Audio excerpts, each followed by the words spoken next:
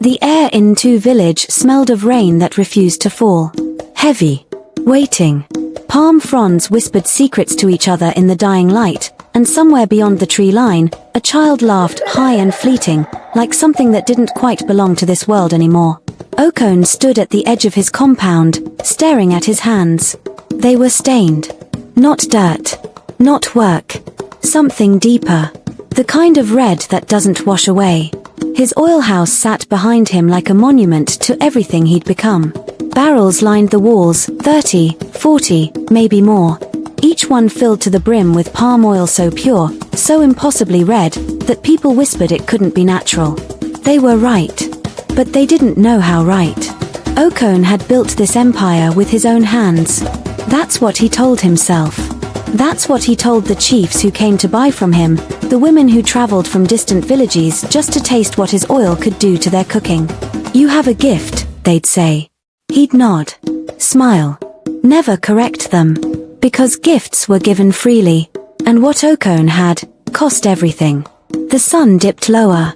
He turned back toward the house, the one he'd built with money that came too easily. 3 rooms. An iron roof. A bed big enough for 2.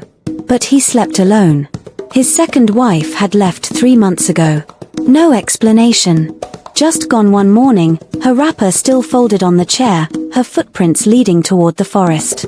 She'd looked at him the night before she disappeared. Really looked. And he'd seen it in her eyes, the question she was too afraid to ask. What did you do? Inside, the air was cooler but somehow heavier. Okon poured himself palm wine from a calabash, but didn't drink. Just held it. Watched the liquid settle. It was almost the same color as his oil. Almost. But palm wine didn't have that glow. That thickness. That smell that was sweet and metallic all at once, like copper wrapped in honey. He set the calabash down. His hands were shaking. They'd been shaking for weeks now. Ever since the dreams started. Ever since he began waking up in the middle of the night with the taste of salt in his mouth and the sound of small footsteps running through his compound. Tap, tap, tap. Always running. Never stopping. There was a time when Okon's hands had been steady. A time when he'd worked his father's land with pride, when sweat meant something, when poverty was just a season that would pass if you were patient enough. But patience had failed him. And when patience fails a man in Tu village, other things come calling. He walked to the window. Outside, the market was closing. Women balanced baskets on their heads, their shadows stretching long across the red dirt road. Children chased each other between the stalls, their laughter cutting through the evening like birds taking flight. Okon used to have a child. A boy. Etim. He closed his eyes. No. He wouldn't think about Etim. Not tonight. Not when the oil house was full and the barrels were sealed and everything was exactly as it should be. Except it wasn't. It never was. Not since the night of the red moon. The rain had been late that year too. Okon remembered sitting beside his dying fire, watching the last embers fade like his hope. His palms, the trees his father had planted, that his grandfather had planted, bore nothing. Empty branches. Withered fruit. The earth beneath them cracked and angry. His debts had piled higher than his door frame. His first wife, Adiaha, had already packed her things. She'd stood in the doorway with her sister, both of them looking at him like he was something broken beyond repair. I married a man, Adiaha had said, her voice sharp as broken glass. Not whatever this is. She'd pointed at the empty compound. The silent trees. His hollow eyes. Nkoro the fisherman asked for me, she continued. He has a boat. He has a future. What do you have, Okon? He'd said nothing. What was there to say? She'd left before sunrise, taking with her the last bit of pride he'd been clinging to. That night, the moon rose red. Not orange. Not pink. Red. Like something had bled across the sky. Okon sat by his fire pit, a half-empty bottle of local gin beside him, watching smoke curl into nothing. The forest beyond his compound seemed closer than usual. Darker. Like it was leaning in to listen. Why do you cry over empty trees, Okon? The voice came from everywhere and nowhere. He froze. His skin prickled. Slowly, he turned. She stood at the edge of the firelight. Tall. Impossibly tall.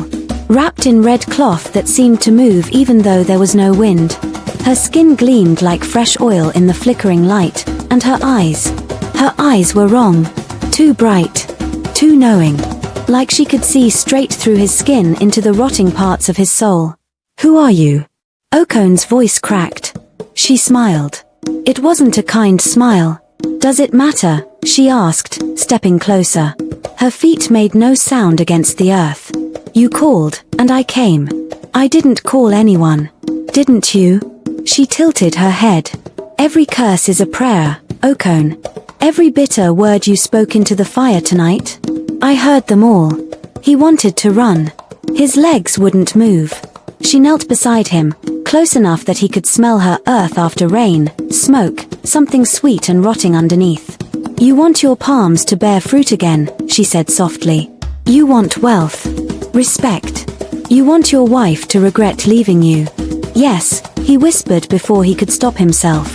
She reached out and took his hand. Her touch was cold. Burning cold. Then let me bless you, she said. Let me give you everything you've ever wanted.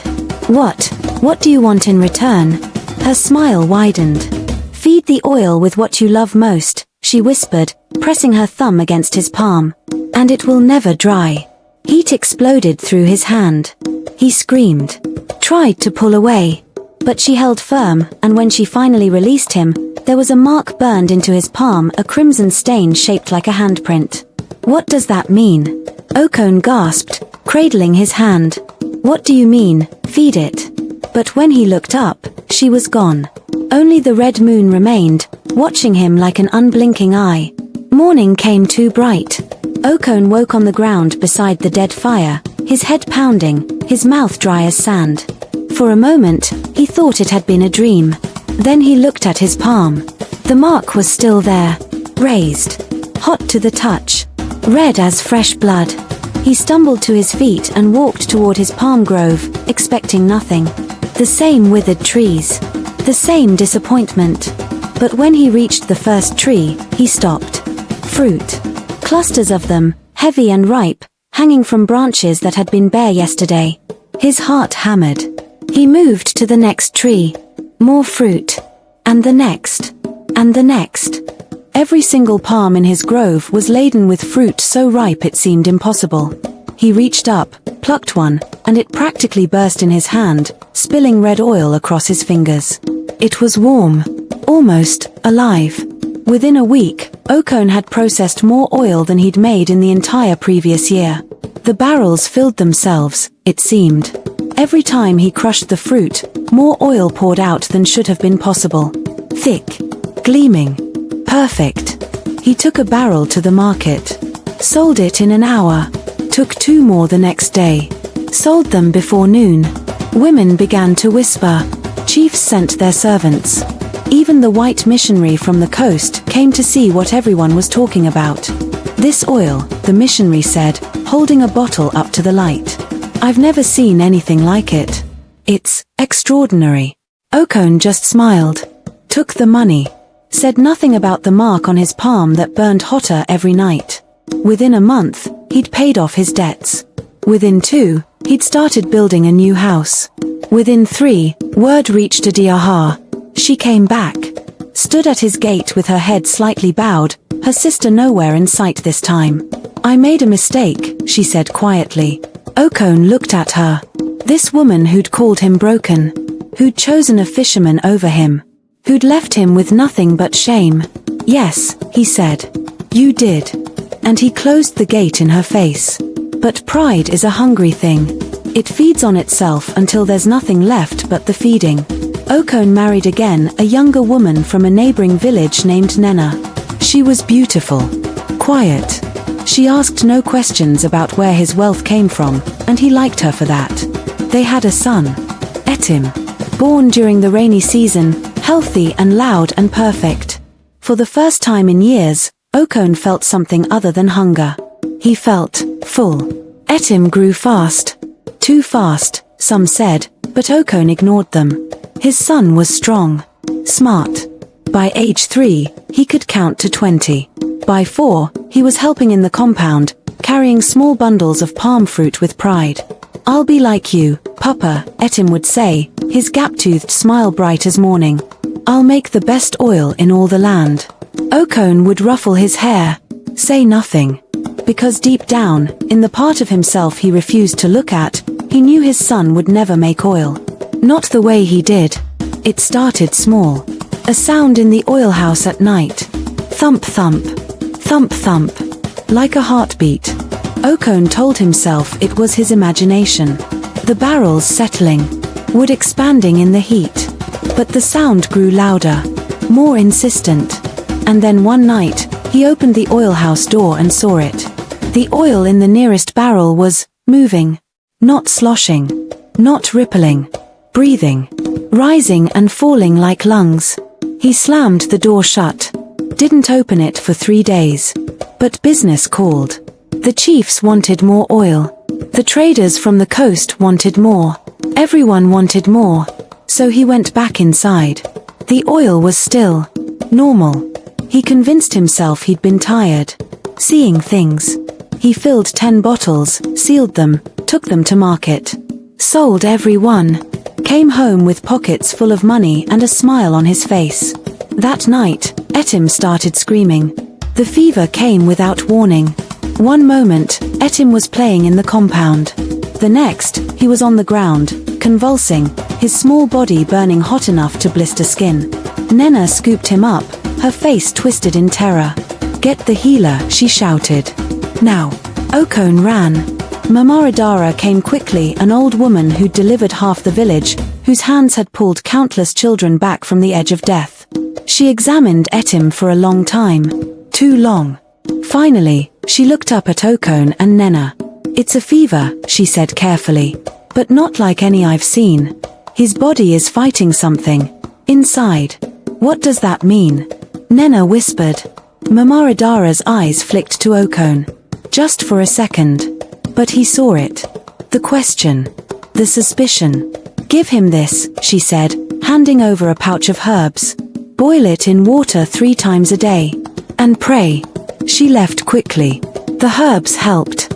For a week, Etim seemed better. The fever broke. He ate. He even laughed once. Okon breathed again. But then he went to process more palm fruit, and the moment the fire heated the pot, Etim started screaming in the house. Not crying. Screaming. Like he was being burned alive. Okon dropped everything and ran inside. Etim was on the floor, clutching his stomach, his face twisted in agony. "It hurts," he sobbed. "Papa, it hurts." Nena held him, rocking back and forth, her own face wet with tears. "What's happening to him?" she begged. "What's wrong with our son?" Okon couldn't answer. Because he knew. Deep down, in the place where truth lives, he knew. He stopped working. For a week, he didn't touch the palm fruit. Didn't process a single drop of oil. Etim got better. The fever disappeared. The pain stopped. He was laughing again, running again, his small hands reaching for his father like nothing had ever been wrong. But the oil barrels began to empty. Not slowly. Rapidly.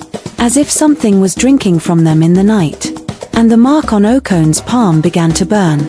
Constant. Searing. Until he could barely hold a cup without wincing. Traders came to his gate. "We need more oil," they said. "Our customers are waiting." "Not now," Okon replied. "They're offering double." I said not now. They left, confused. Annoyed. Word spread quickly. Okon the red palm was refusing business. Had he lost his touch? Was his gift fading?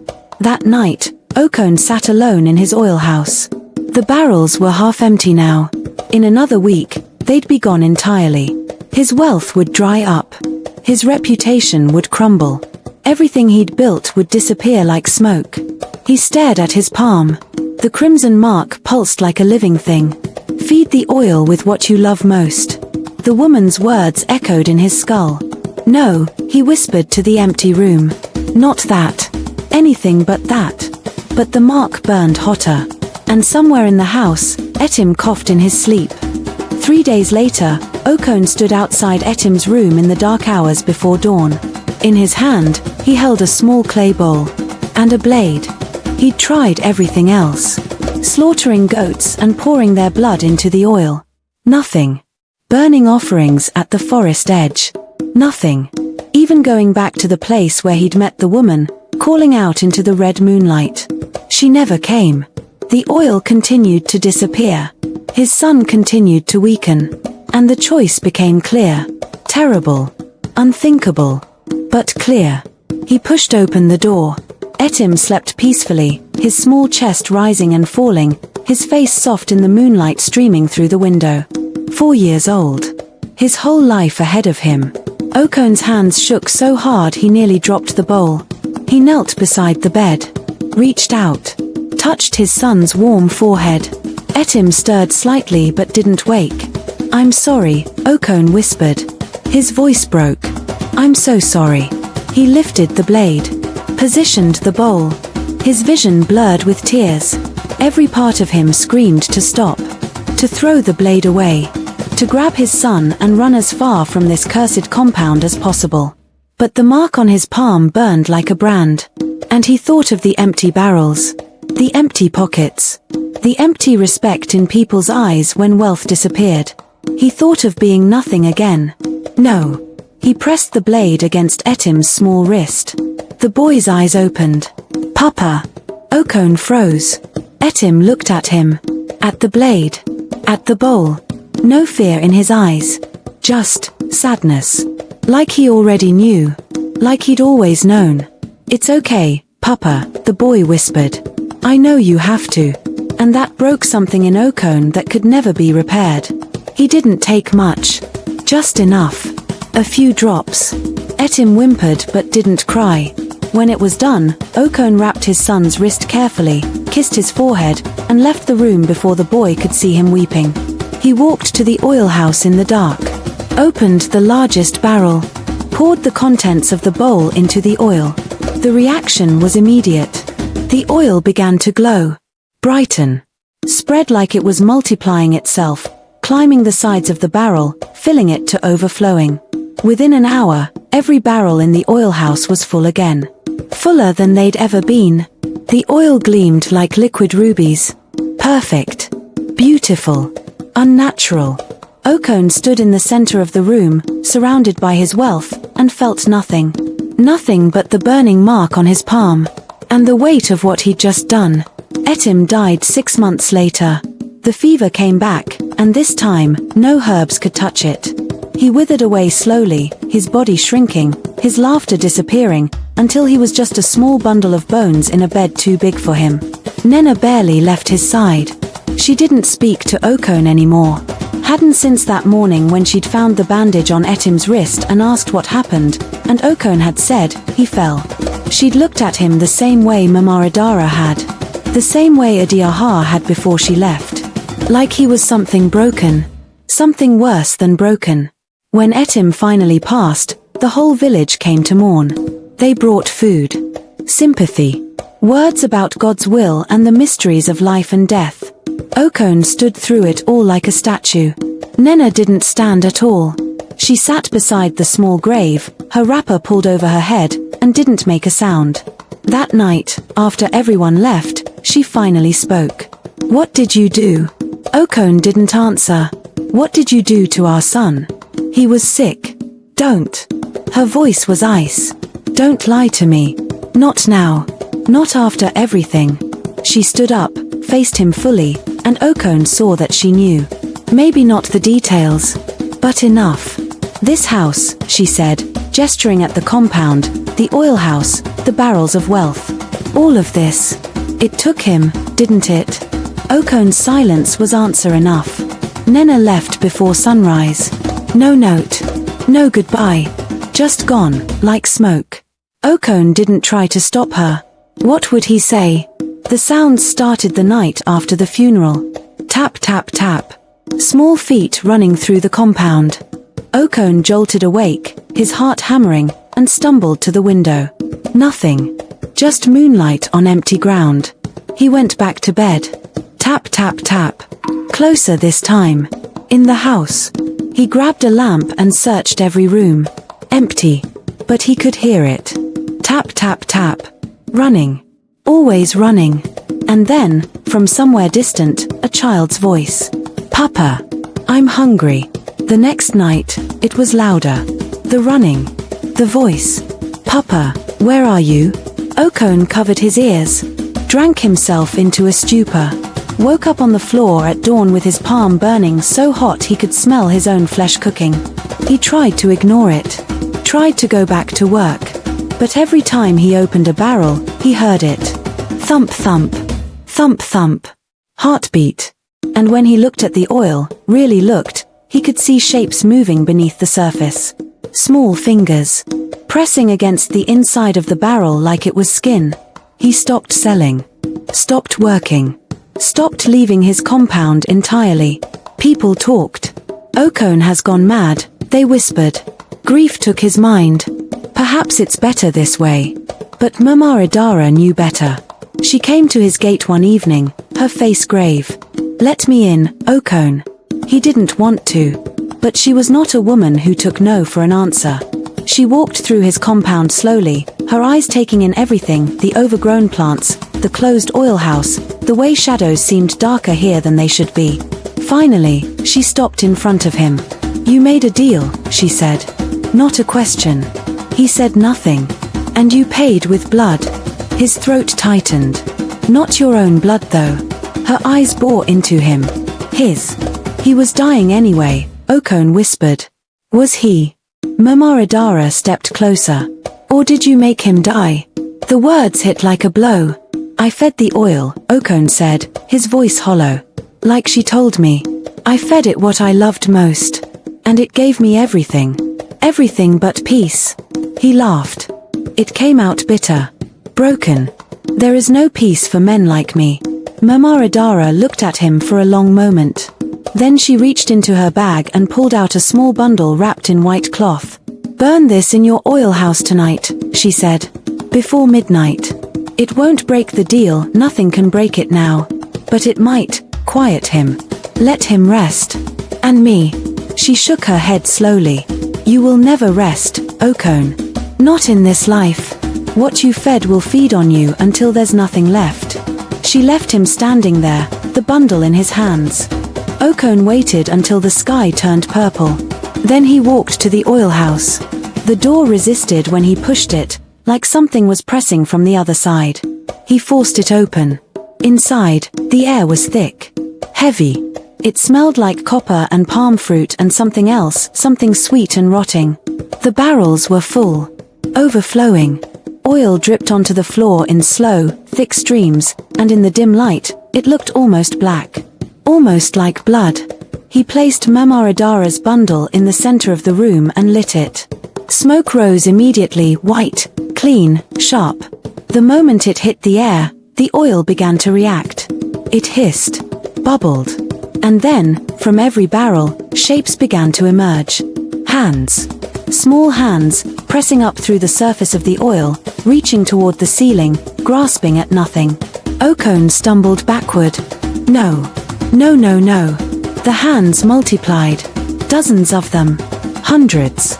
And beneath them, faces began to surface, children's faces, eyes closed, mouths open in silent screams. What is this? Okon gasped. I only gave you one. But then he understood. Every barrel he'd sold. Every bottle. Every drop of oil that had left this compound had carried a piece of etim with it, spreading across the village, across the region, touching countless homes. And in exchange, it had taken children. Bits of them. Their health. Their futures. Their lives. All feeding back into the oil. All feeding Okon's wealth. The smoke cleared. The hands sank back into the oil. But the silence that followed was worse than any sound.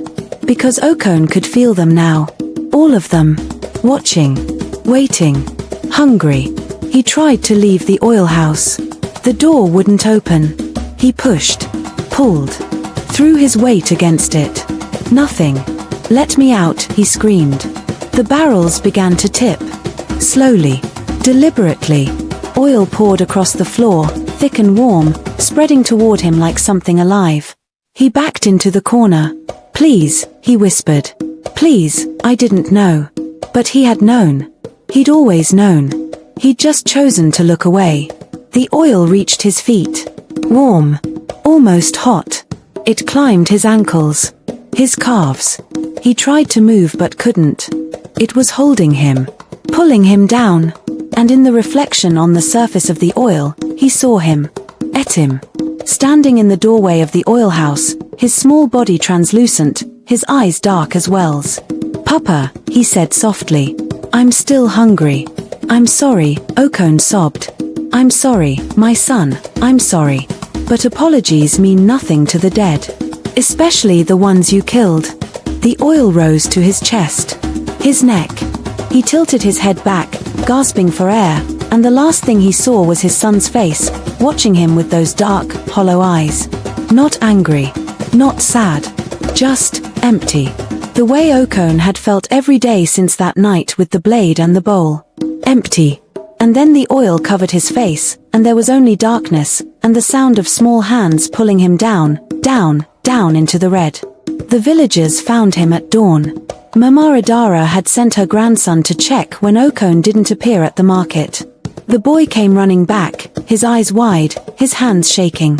"Come quick," he shouted. Something's wrong at Okon's compound. By the time they arrived, the sun was fully up.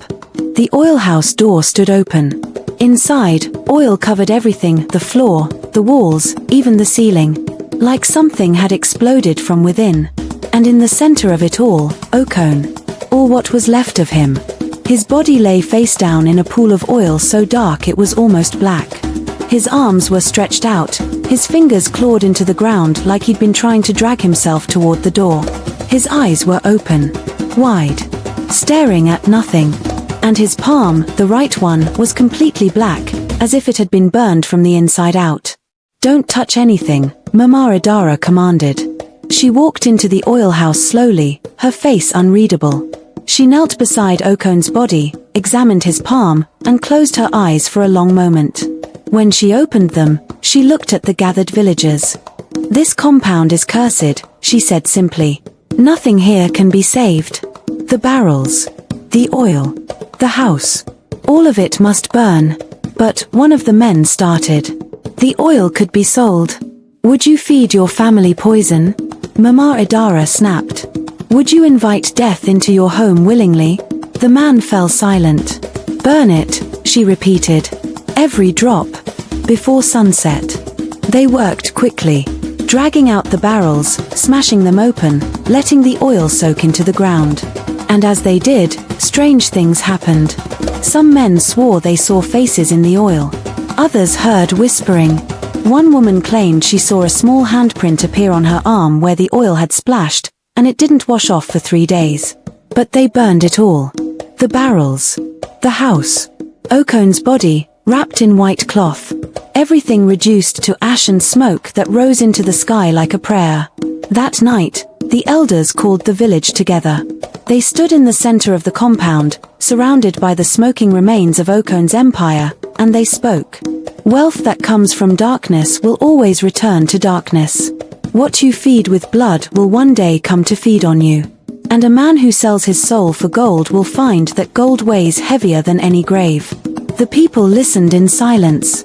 And when they returned to their homes, they held their children tighter, and they didn't speak of Okon the Red Palm. Not out loud. Not for a long time. Years passed. The land where Okon's compound stood remained empty. Nothing grew there. Not even weeds. Children avoided it, though they couldn't say why. Adults crossed to the other side of the road when they passed. And on certain nights when the moon rose red and the air smelled of rain that wouldn't fall, people swore they could hear it. Tap, tap, tap. Small feet running through the abandoned compound. And a child's voice, faint as wind. "Papa, I'm still hungry." Mama Adara lived to be 93. Before she died, she called her grandchildren to her bedside and told them the story of Okon the Red Palm. "Remember this," she said, her voice thin but firm. "There are things in this world that will offer you everything you want. They will smile and speak sweetly and promise that the cost is small. She paused, her old eyes sharp as ever. But every deal made in darkness demands payment in light. And the things you love most, those are always the first to burn. Her grandchildren nodded, wide-eyed. They never forgot. And they made sure their children never forgot either. So the story of Okon the red palm became a warning. Told in whispers around cooking fires. Shared between mothers braiding their daughters' hair. Remembered by fathers teaching their sons to work with honest hands. A reminder that some prices are too high. That some wealth costs everything. And that when you feed the darkness, it never stops eating. Not until there's nothing left. In Tu village, when palm oil turns redder than it should, people pause. Look at it carefully. And remember. They remember Okon. His empty eyes. His burned palm. His son's voice, forever hungry, forever running through the ruins of a compound built on blood. And they pour the oil out. Let it soak into the earth. Because some things are not worth the price. No matter how bright they shine. The wind moves through the palm trees. The moon rises. And somewhere, in the space between memory and dream, small footsteps echo. Tap, tap, tap. Still running. Still searching. Still hungry. And the red palm oil gleams in the moonlight, beautiful and terrible, a reminder written in crimson. What you feed will one day feed on you. And hunger never dies. It only waits. If watched to the end, comment the part that struck with you. Kindly subscribe to this channel to get more interesting stories like this.